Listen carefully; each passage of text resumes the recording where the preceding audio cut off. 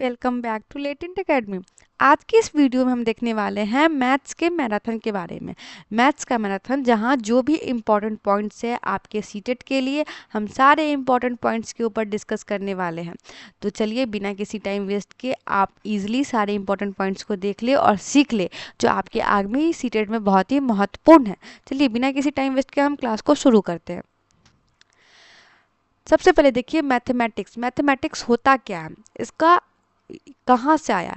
ये एक Greek word है मैथमा। मैथमा एक ग्रीक वर्ड है जहाँ से मैथमेटिक्स आया, जिसका अर्थ होता है विच इज़ नोन, यानी कि ज्ञात किए जाना, कि क्या है इसके बारे में जानना। गणित एक विज्ञान है। Mathematics is a science.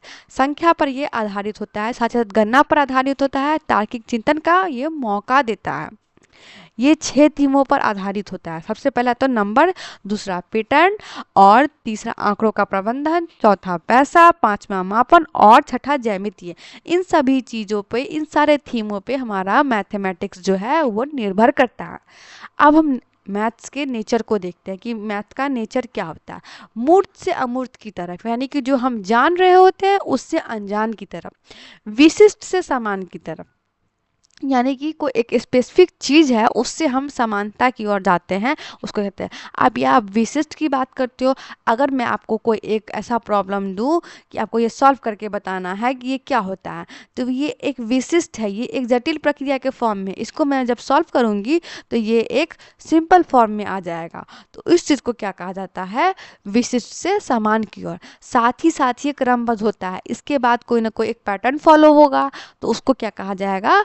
क्रमबद्ध कहा जाएगा। ठीक है। मूर्त से अमूर्त की ओर होगा। आगमन विधि में होता है, जैसे कि सबसे पहले आगमन विधि में एग्जाम्पल्स दिए जाते हैं, फिर रूल को बताया जाता है। और निगमन विधि में क्या होता है? पहले रूल बताए जाते हैं, फिर एग्जाम्पल्स दिए जाते हैं। तो मैथ्स में सबसे ज़्यादा निगमन विधि यूज होता है, जहाँ हम रूल्स के ऊपर सबसे ज़्यादा बात करते हैं। नेक्स्ट देखते हैं क्रागरता। इसके अंदर क्या होता है? एक पंचुएशन की बात करते हैं कि कंटिन्यूसली चलते आ रहा है। उसके बाद तार्किकता व निश्चितता। हर मैथमेटिक्स सॉल्यूशन का एक ही आंसर होता है, उसका बहुत तरह का आंसर नहीं हो सकता है। कोई भी सॉल्यूशन को जब आप देखते हैं तो वहाँ उस सॉल्यूशन, कोई भी क्वेश्चन का सॉल्यूशन सिर्फ और सिर्फ एक ही आता है, ना कि विभिन्न आता है। इसलिए उसको हम तार्किकता व निश्चितता की बात करते हैं। आंकड़ों का प्रबंधन एवं नियोजन और चरों के बीच संबंध स्थापित करना।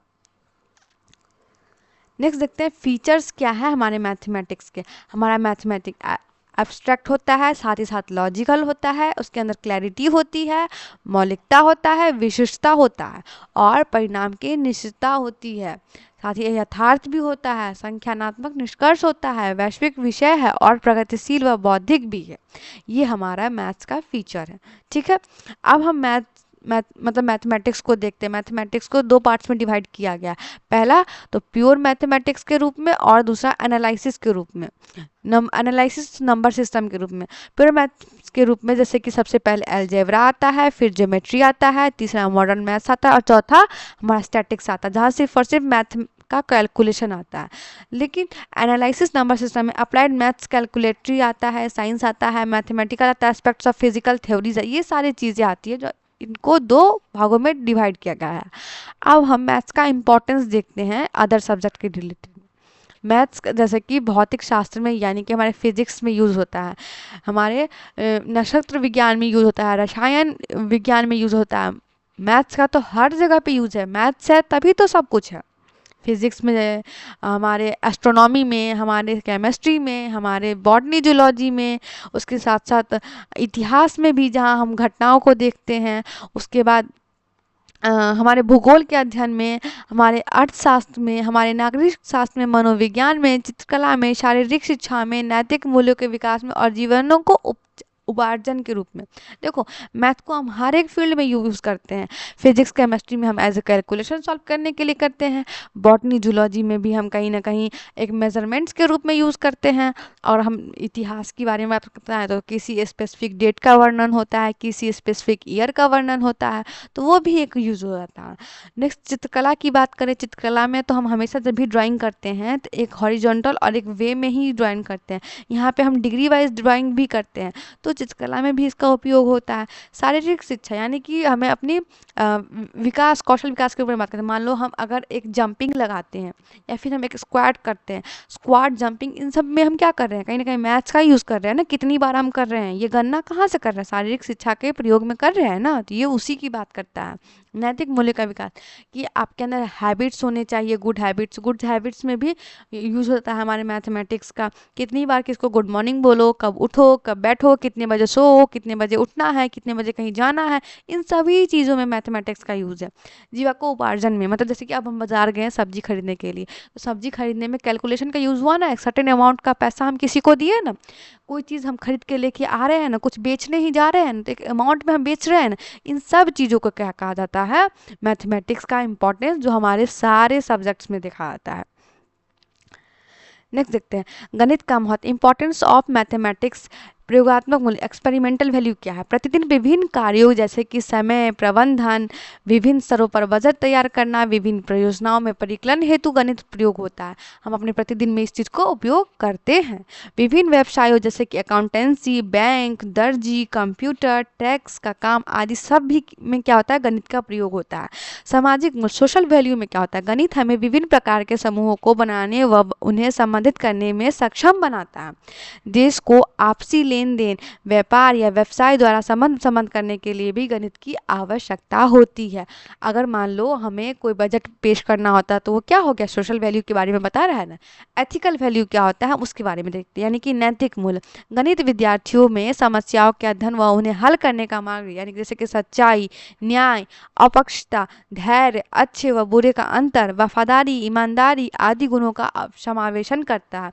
ये सब चीज़ें कैसे आती है, मैथ से आती है। मैथ हमें देखो निश्चित होने का बात बताता है, सही होने का बात बताता है, वफादारी बताता है, ईमानदारी बताता है। ये सारे चीज़ किस पे निर्भर है, कहीं ना कहीं मैथमेटिक्स पे निर्भर है।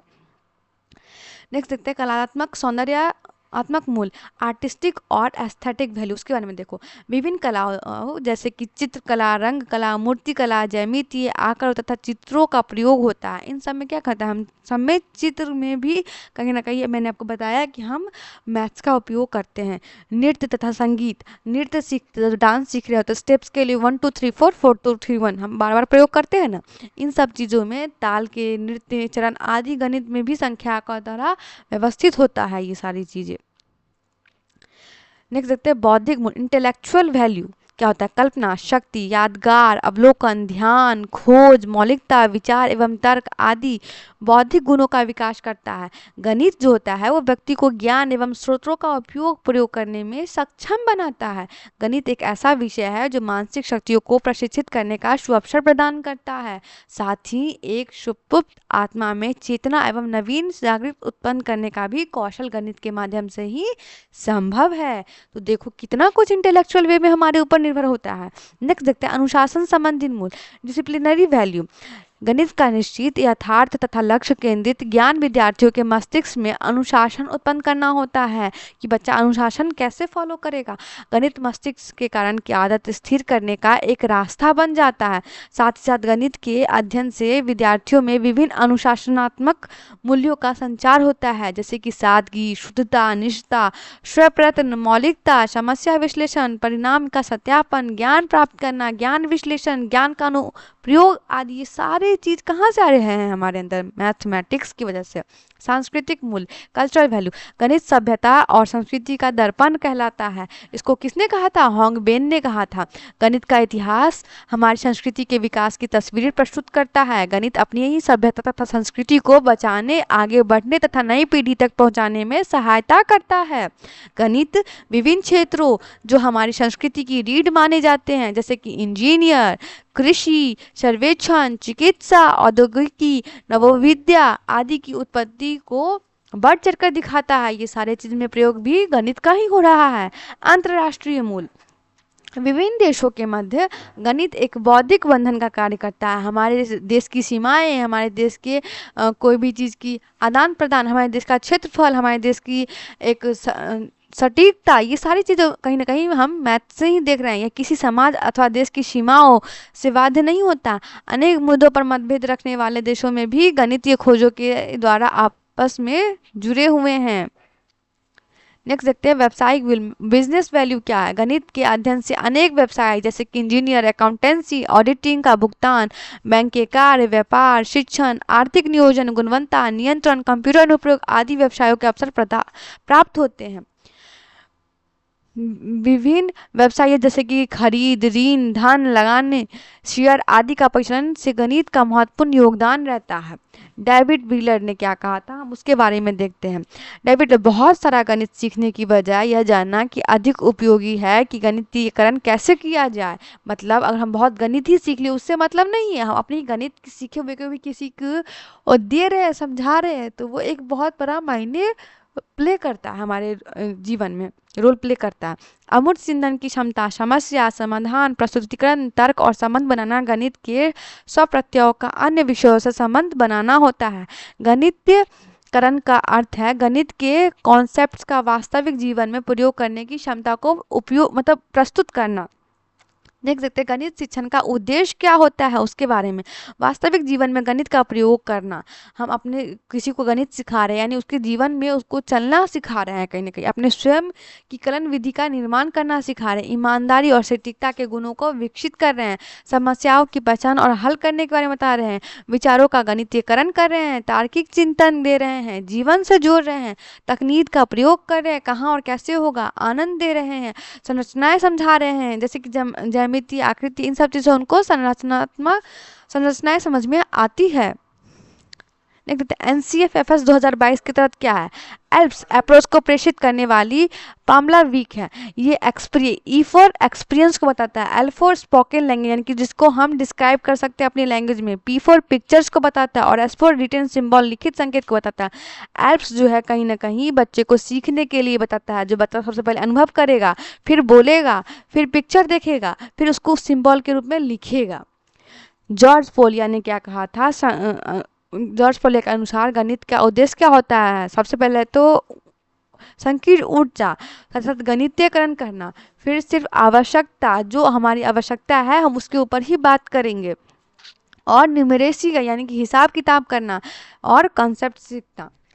हायर ऑब्जेक्टिव, उच्च उद्देश्य क्या है, विषयों का अन्य विषयों के संबंध खोजना, दैनिक जीवन में प्रयोग करना, प्रश्नों का निर्माण स्वयं से करना या समस्याओं का निर्माण करना, अमूर्त को समझना, मान्यता से तर्क की और विचारों की ओर स्पष्टता करना, गणित सोच रखना और समस्या खोजना व समाधान करना। प्राथमिक स्तर पर गणित शिक्षण का महत्व एवं प्राप्त उद्देश्य, उसका क्या प्राप्त उद्देश्य के बारे में देखते हैं। प्राथमिक लेवल के ऊपर प्रारंभिक स्तर पर गणित शिक्षा का महत्व इम्पोर्टेंस क्या होता है। प्रारंभिक स्तर पर गणित शिक्षा अति महत्वपूर्ण होता है क्योंकि यह गणितीयकरण के गुण अर्थात प्रत्यय, प्रक्रिया तथा विधियों के प्रयोग की क्षमता को विकसित करता है या निम्नलिखित गुणों तथा क्षमताओं को भी विकसित करता है। प्रॉब्लम सॉल्विंग क्या होता है वो देखो। गणित में समस्या समाधान, परिस्थितियों से अवलोकन, प्रयोग, आकलन, तर्क तथा जांच कौशल को विकसित करना, यह वास्तविक जीवन में मुक्त अंत समस्याओं के लिए विद्यार्थियों को परिचित करते हैं। अन्वेषण का उपयोग, यूज ऑफ ह्यूरिस्टिक, गणित प्रत्येक विद्यार्थियों को वैकल्पिक हल खोजने के लिए प्रेरित करता है। जो विद्यार्थी विभिन्न विधियां खोज का प्रयत्न करते हैं ये वास्तविक जीवन की समस्याओं को सुलझाने में समर्थ बनते हैं। अनुमान व सटीकता, गणित के शिक्षण द्वारा ऐसे उपयोगी कौशल विकसित किए जा सकते हैं जो उनको सटीकता प्रदान करे, तथा समुचित उपयोगिता, उपलब्ध जानकारी का बेहतरीन उपयोग करना एवं गणितीय कौशल। नेक्स्ट देखते हैं प्रांतियों का उपयोग, यूज ऑफ पैटर्न। पैटर्न का यूज क्या करते हैं हम, गणित के प्रतिरूपों के द्वारा नियमित को पहचाना जा सकता है। जैसे कि सामान्यीकरण की चर्चा कैसे, जैसे सर्कल सर्कल ही होता है, रेक्टेंगल रेक्टेंगल होता है, स्क्वायर स्क्वायर होता है, इन सब चीज़ों के बारे में बताना। रिप्रेजेंटेशन, प्रतिरूपियों तथा उदाहरणों द्वारा परिस्थिति का निरूपण गणित के माध्यम से पढ़ाया जा सकता है। और रीजनिंग प्रूफ, गणित विद्यार्थियों को तर्क करने व अनुमान करने की विधियाँ सिखाता है। साथ ही साथ मेकिंग कनेक्शन, वास्तविक जीवन समस्याओं तथा पाठ्यक्रम के अन्य क्षेत्रों से गणितीय ज्ञान को जोड़ना। कौशल गणित अधिगम की प्रारंभिक अवस्था में ही आरंभ होता है हमारे। मैथमेटिक कम्युनिकेशन, संक्षिप्त प्रदर्शन तथा भाषा का शुद्ध प्रयोग करना गणितीय शिक्षा के लिए बहुत ही महत्वपूर्ण है। इन्हें प्रारंभिक स्तर पर परिचित करवाना विद्यार्थियों के हित में अति आवश्यक होता है। देख सकते हैं विद्यालयों में गणित प्रशिक्षण के महत्व संबंधित राष्ट्रीय परिप्रेक्ष्य क्या है। राष्ट्रीय पाठ्यचर्या रूपरेखा 2005 के अनुसार गणित शिक्षण का महत्व इस प्रकार परिक्षेप किया गया है कि बच्चे गणित को आनंद पूर्वक सीखे, ना कि बोझ के रूप में सीखे। बच्चे के महत्वपूर्ण गणित सीखे, बच्चे जीवन में अनुभव बांटना सीखे, सार्थक समस्या उठाए और हल करे, बच्चे तर्कपूर्ण विचार करना सीखे, साथ ही साथ बच्चे गणित की विभिन्न शाखाओं के विषय में सीखें। गणित आधारित राष्ट्रीय पाठ्यचर्या की रूपरेखा 2005 क्या है? गणित की शिक्षा का मुख्य उद्देश्य बच्चे की गणितीकरण की क्षमताओं का विकास करना। इसके लिए पाठ्यचर्या निम्न बिंदुओं पर आधारित, जैसे कि सबसे पहला बच्चे को हमें एम्बिशियस बनाना। इसका अर्थ है कि वह उपरोक्त उच्च लक्ष्य को प्राप्ति का प्रयास करने, ना कि केवल सीमित लक्ष्य की प्राप्ति का। साथ ही साथ सुसंगत, कंसिस्टेंट रहें कि कोई चीज़ को करना है हमें पूरा ही उस चीज़ को खत्म करके मानना है। वह सुसंगत होनी चाहिए ताकि टुकड़े टुकड़े विभिन्न प्रणालियों व शिक्षा एक ऐसी क्षमता में ढल जाए जो माध्यमिक कक्षाओं में आने वाले विज्ञान एवं सामाजिक अध्ययन के क्षेत्र की समस्याओं को भी संबोधित कर सके। स्कूली गणित का दर्शन, फिलॉसफी ऑफ स्कूल मैथमेटिक्स, जहां बच्चे गणित का आनंद उठाए, बच्चे महत्वपूर्ण गणित सीखे, बच्चे सार्थक समस्या उठाए, उन्हें हल करें। प्राथमिक स्तर पर गणित शिक्षण की विधियाँ यह एवं व्यूह रचना। आगमन विधि, आगमन विधि क्या होता है? इस विधि में प्रत्यक्ष अनुभव, उदाहरण तथा प्रयोगों का अध्ययन करके नियम निकाले जाते हैं। इसमें हमें सबसे पहले बच्चों को कोई ना कोई अनुभव उदाहरण देके समझाना होता है, उसके बाद हमें उसका प्रयोग करके दिखाना होता है। इसी के साथ साथ प्रत्यक्ष से प्रमाण फॉर्म में रहना। इस विधि में प्रत्यक्ष से प्रमाण फॉर्म से गए प्रूफ के रूप में लेकर आए, उदाहरण से नियम का रूप, जैसे कि एग्जाम्पल से हम उसको कोई रूल के बारे में बताएंगे, एब्स्ट्रैक्ट से कॉन्क्रीट के रूप में बताएंगे। यह विधि तार्किक विधि के रूप में अवशोषित होता है। नेक्स्ट देखते हैं इस विधि का क्या है, मतलब मेथड क्या, उसके बारे में देखते हैं। विशिष्ट उदाहरण को प्रस्तुत करना और साथ साथ निरीक्षण करना, सामान्यीकरण करना और परीक्षण एवं सत्यापन करना। यह विधि बालकों को स्वयं करके सीखने के लिए प्रेरित करता है तथा उनमें निर्णय लेने की क्षमता को विकसित करता है। नेक्स्ट होता है डिडक्टिव मेथड। इस विधि में बालकों को पहले से ही पूर्व अनुभव, प्रयोग तथा उदाहरण द्वारा बने हुए नियम तथा सूत्रों को बता दिया जाता है। आप देखो, हम आगमन तथा निगमन में कंपैरिजन कर लेते हैं। इस विधि में क्या होता है? आगमन विधि में विशेष से समान की ओर हम सीखते हैं, स्थूल की ओर सीखते हैं, उदाहरण से नियम की ओर और शिक्षण को सूत्र का हम सहारा मानते हैं। और वही निगमन में क्या होता है? इस विधि में सामान्य से हम विशेष की ओर जाते हैं, सूक्ष्म स्थूल की ओर जाते हैं, नियम से उदाहरण की ओर।